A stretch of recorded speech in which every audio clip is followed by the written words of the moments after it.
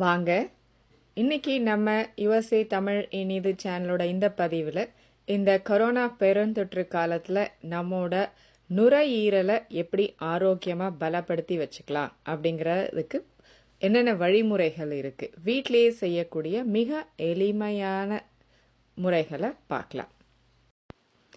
முதல்ல பார்க்க போகிறது ஆவி பிடித்தல்.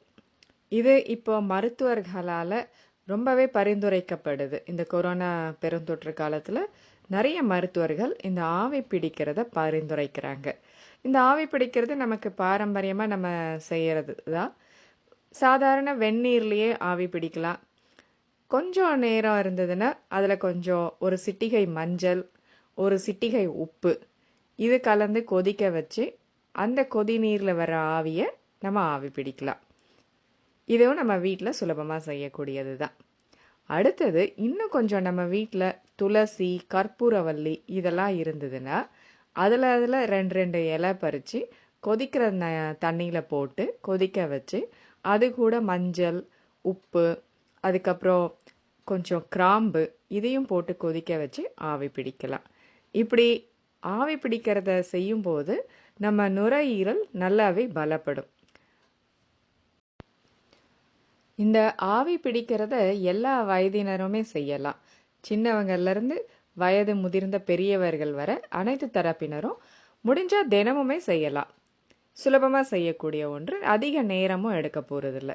இதை கொஞ்சம் தொடர்ந்து செஞ்சோம்னா இப்போ அதுவும் கட்டுக்கடங்காமல் பரவுற இந்த நேரத்தில் இது ஒரு நல்ல பலனாக கூட இருக்கும். அடுத்தது நுரையீரல் பலப்படுத்துறதுல மூச்சு பயிற்சி மிக பிரதான பங்கு வகிக்குது. மூச்சு பயிற்சியில் முக்கியமாக சொல்லணும்னா பிராணாயாமம். அதாவது முறையான பயிற்சியோட இதை செஞ்சால் நல்ல பலன் கிடைக்கும். முதல்ல எந்த நாசி வழியாக மூச்சு காற்றை உள் இழுக்கணும், எவ்வளவு நேரம் உள்ள இழுத்த காற்றை உள் நிறுத்தணும், அப்புறம் எப்படி மெதுவாக எந்த நாசி வழியாக வெளியேற்றணும் அப்படிங்கிறத சிறப்பான பயிற்சிகள் மூலமாக தெரிஞ்சுட்டு செஞ்சோம்னா கை மேலே பலன்.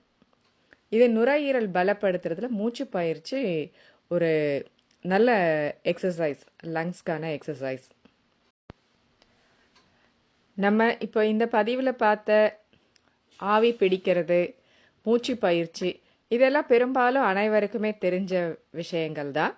இது ஒரு நினைவூட்டல் மாதிரி தான் இந்த பதிவு. இப்போது கட்டுக்கடங்காமல் இருக்கிற இந்த நேரத்தில் நம்ம இதெல்லாம் கொஞ்சம் வீட்டிலேயே செய்யக்கூடிய எளிய வழிமுறைகள் இதெல்லாம் கடைபிடிச்சோம்னா ஓரளவுக்கு மேலே நம்ம பெருந்தொற்றில் நம்மளோட ஆரோக்கியத்தை நம்ம காப்பாற்றிக்கலாம்.